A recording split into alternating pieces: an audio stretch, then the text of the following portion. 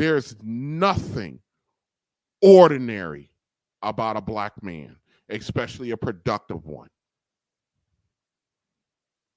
My father, by trade, is a diesel mechanic. Now, if he was watching right now, he would get very upset with me for just calling him a diesel mechanic. So let me correct myself. Although he does work on diesels, my father, as he would correct me, if he heard this, he'd probably be on his way over here right now. He is a master mechanic. So let's get that right. He's a master mechanic. My father fashions himself as not a smart man. And this man happens to be an absolute genius. And he does not fashion himself as a smart man because he's a man whose skill set is with his hands. And I constantly tell him, I told him, I said, Pops, what makes you a genius is the fact that you can make something out of nothing, and the only tools you need is your right and left hand. I said, you have no idea how incredible, extraordinary that thing is. I sat over at my sister's house last week. My sister bought a home, and she doesn't have an entrance from her garage into the house. I sat there and watched my pops knock a hole, demolish a closet, take up a subfloor, cut a hole for another door, build steps, build a new subfloor, build a new floor, redesign the wall. He did all of this stuff with not a plan, not a nothing. Just, I don't understand it because I'm not wired that way. If I need something, I got to call somebody. What this man did was just absolutely remarkable. And we treat him, and I tell my sisters on a regular basis, my sisters, fortunately, my sisters do not know a life without him in the house. Confession, I did not meet my father until I was 30 years old. That's a little over a decade ago. My sisters, his daughters, and he has a bunch of them chicks, they don't know a life without him in the home.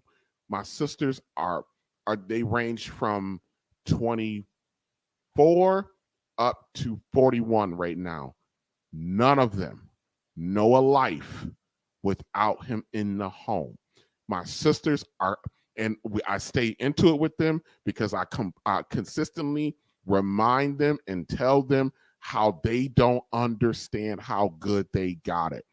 And they always tell me, you don't know what it was like to grow up with him. I don't need to know what it was like to grow up with him to know that you are fortunate and that you don't understand what you got in your home, that what you had in your home. They don't know. They don't get it. They absolutely do not get it. My father, Leon, is a remarkable man, and he, in society, gets treated like he's just ordinary. And ain't nothing ordinary about Leon. This man is extraordinary. He has the capacity. I mean, I don't think much shocks me, but I at least once or twice a month, this man do something, say something that completely blows my mind. Somebody else I want to talk about real quick, and that's our good brother MTR, Mediocre Tutorials and Reviews. MTR's father, who society and our modern day women would classify as an ordinary man. MTR's father, or according to how MTR describes his father, is an extraordinary black man. MTR's father raised MTR exclusively by himself. MTR just lost his father recently. And I sent the brother a note because the way MTR feels about his father is, I don't have the words to describe how MTR feels about his father and the job that his father has done. But today, MTR released a clip talking about what he's been dealing with over the last couple weeks with the passing of his father. I'm going to play that for us right now. And I'm just going to sit back and let MTR, Mediocre Tutorials and Reviews, really give us some insight into things with his father. Hold on a second, y'all.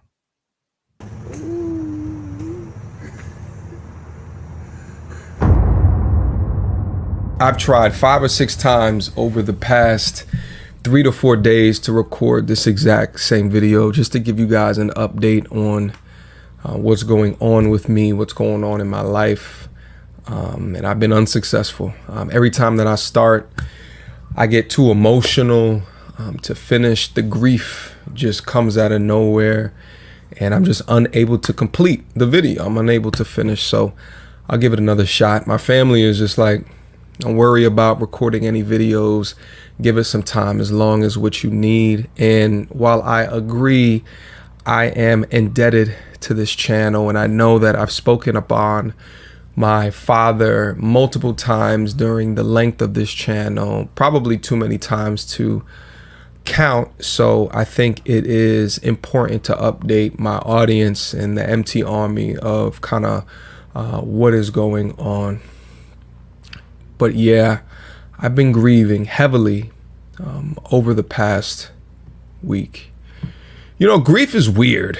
For those who haven't experienced grief, and I'll keep it funky with you guys, this is really the first time, well, not the first time, maybe the second time, but definitely the most in my life that I've experienced this pain. And if you haven't ever experienced before, think of it like this.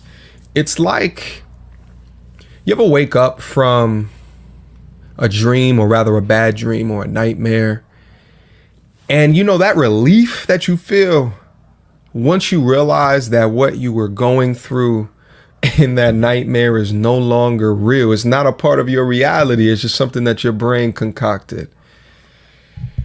Grief feels like the exact opposite of that relief, because the reality that you're currently in is real. It's not fake. Before I get into the story, you know, I think it's important, especially those that are new onto the channel, who are just getting up to speed with the content and the videos, to kind of go a little bit more in depth regarding my father and I's relationship. I was raised in a single parent home after my parents were divorced. I believe I was like 8 years old, 7 years old, or something like that. And I stayed in the house that I grew up at. Some of you guys might realize that the background is a little bit different. And the reason for that is that this is the room that I grew up with from 0 years old to 18 years old. This is where I was. It looks a little bit different. As soon as I left, my pops painted the walls, took all the posters and stuff like that down, is what he should have, and made it like to his storage room / closet. You know, so I would always just come back to visit him for like holidays, Christmas, and things such as that. But yeah, it was me and him. You know, he was the ace, I was the deuce. It was me and him against the world from 7 years old all the way up to when I left for school. And that's something, especially after a split and a divorce, is not really typical. A young boy going with his father, and his father having primary custody, and that father raising that boy into being a man. It's not a typical story, but it's my story. And I would always wear that story with great pride, because I saw who my father was and what it took for him, and the sacrifice that it took for him to create a space of consistency, to create a space of discipline, to create a space where I understood who I was, and I understood what it meant to be a man. But yeah, I'm in the room that I grew up in, And the reason why I am here is my father, 7 or so weeks ago, he asked me to come home. He said he needed my help. Now, previous to coming home, 6 months before that, I had moved. And in typical fashion, as any new stage in my life, remember I said me and my pops was peas in a pod, best friends, if you will. He was Batman and I was Robin, okay? He helped me move, okay? As what he did at every stage in life, whether it be from moving from here to go off to college, from college to go get my first job in the Philadelphia area, from there to go to my grad degree program in upstate New York, from there to then go to Ohio, which I was at for a number of years. Every step of the way, my father was always there ensuring that I was good, that I was taken care of, that I was protected, and making sure that the walls where my domicile was a degree of security. He felt like he needed to be there, and I really appreciated him for doing that. But this last move, it was a little bit different because he told me that he had pain.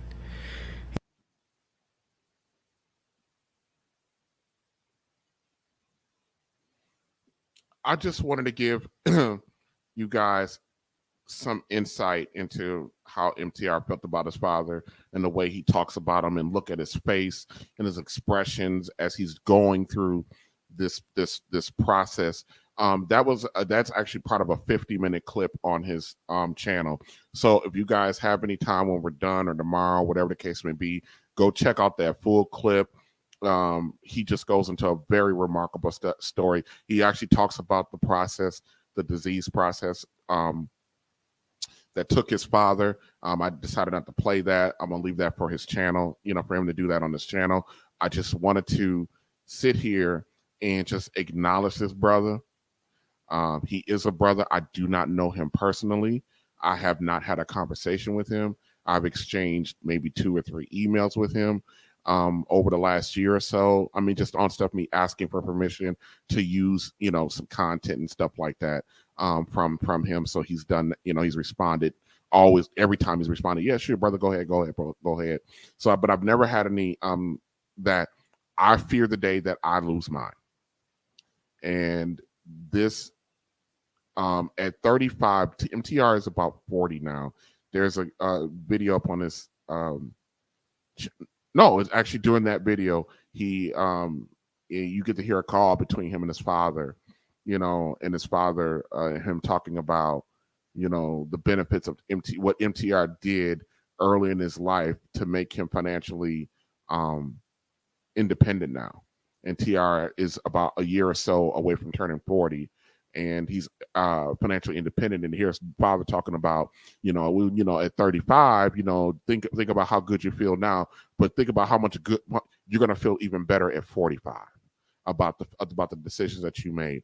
The things, like I mentioned, my pops, I just met him, not just met him, but I met him about 10 years ago, a little over 10 years ago. And I wish I had the knowledge and the resources that I have access to now, because life would probably be a lot different for me.